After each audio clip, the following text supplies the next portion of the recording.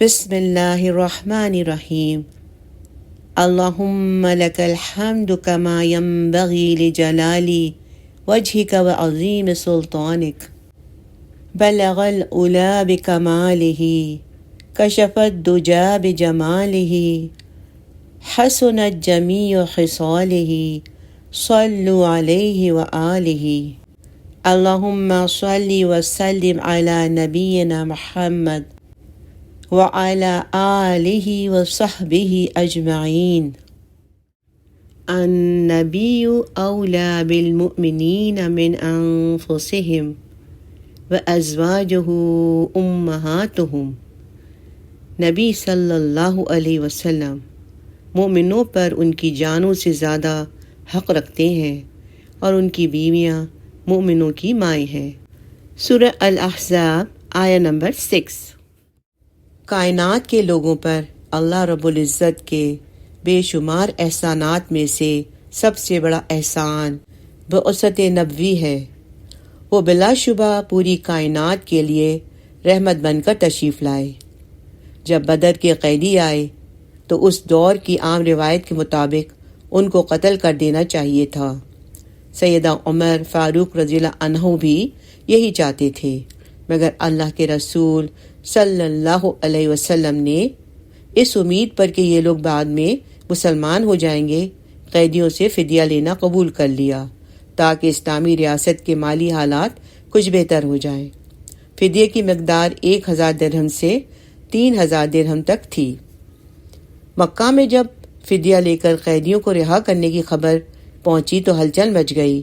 جن جن کے قریبی عزیز اور رشتہ دار قید میں تھے انہوں نے فدیے کی رقم جمع کر کے ادا کی اور قیدیوں کو چھڑا لیا۔ ابو العاص اگرچہ مالدار تھے مگر اس موقع پر ان کے پاس فدیے کی رقم موجود نہ تھی۔ انہوں نے اپنی اہلیہ سیدہ زینب رضی اللہ عنہا کو فدیہ بھیجنے کے لیے پیغام بھیجا۔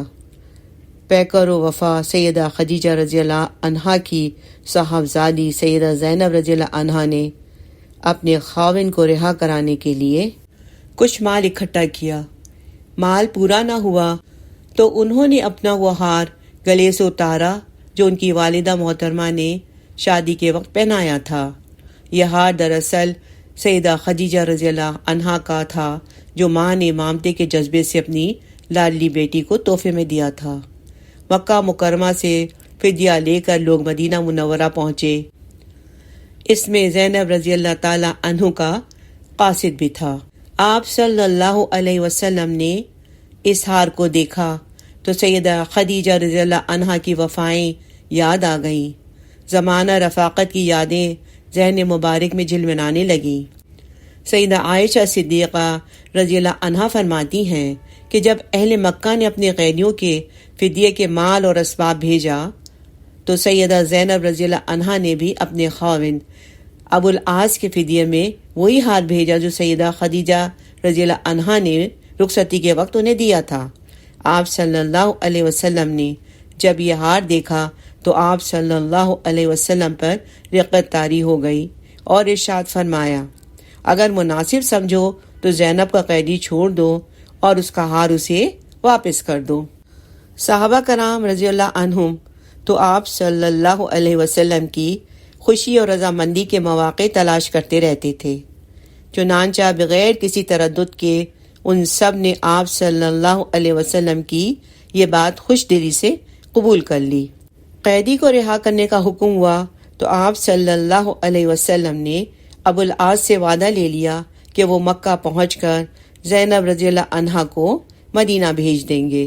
ابو العاص مکہ پہنچ گئے اور یہ وعدے کے پکے نکلے۔ جاتے ہی سیدہ زینب رضی اللہ عنہا سے کہا تم مدینہ جانے کی تیاری کر لو۔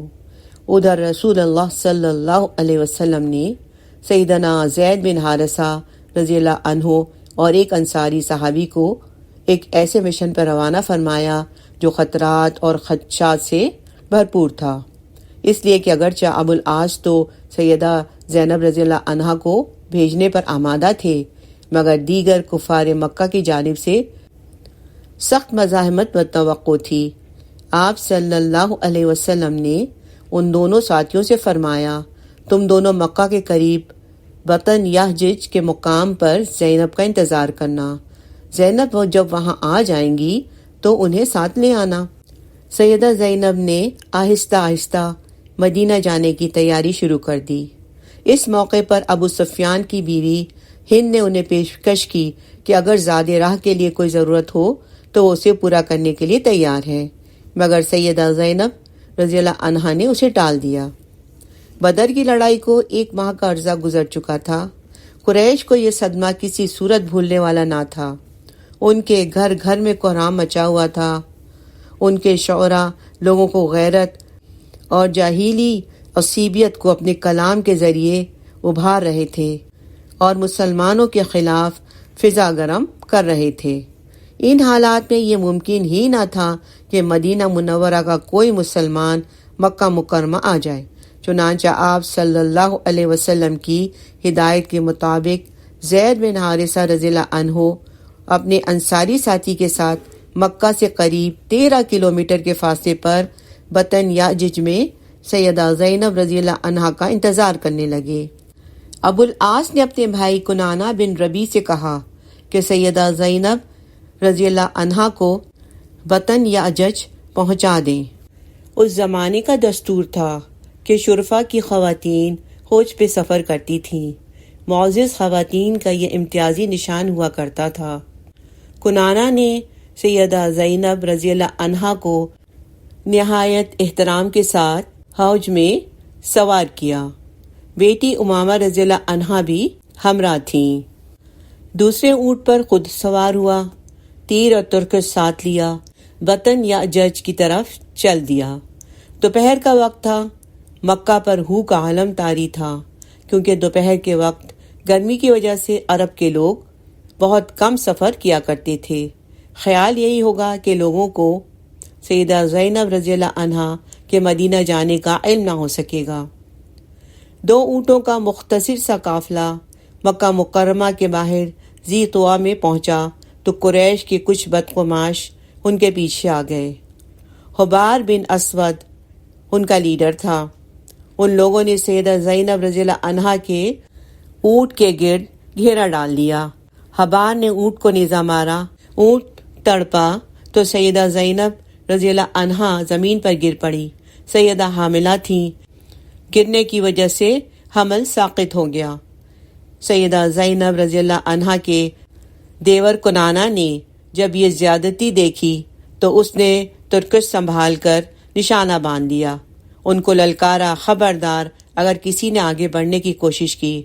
حبار اور اس کے ساتھی وہیں رک گئے۔ معاملہ آگے بڑھنے سے پہل ابو سفیان بھی وہاں پہنچ گئے۔ ابو سفیان جو بہت جہان دیدہ تھے، انہوں نے کنانہ کو اشارہ کیا کہ تیر اندازی کرنے کی ضرورت نہیں، رک جاؤ۔ کنانہ نے سردار کا اشارہ دیکھا تو رک گیا۔ ابو سفیان نے کنانہ سے کہا کہ دیکھو، ہمیں محمد صلی اللہ علیہ وسلم کی بیٹی سے کچھ لینا دینا نہیں، نہ ہم زینب کو اس کے والد سے الگ کرنا چاہتے ہیں، مگر ذرا دیکھو تو صحیح، تمہاری یہ حرکت ہمارے لیے ناقابل برداشت ہے کہ تم دن دہاڑے زینب کو لے جا رہے ہو۔ ابھی چند ہفتے قبل اس کے والد نے ہمارا جو حشر کیا ہے تم اس سے بخوبی واقف ہو۔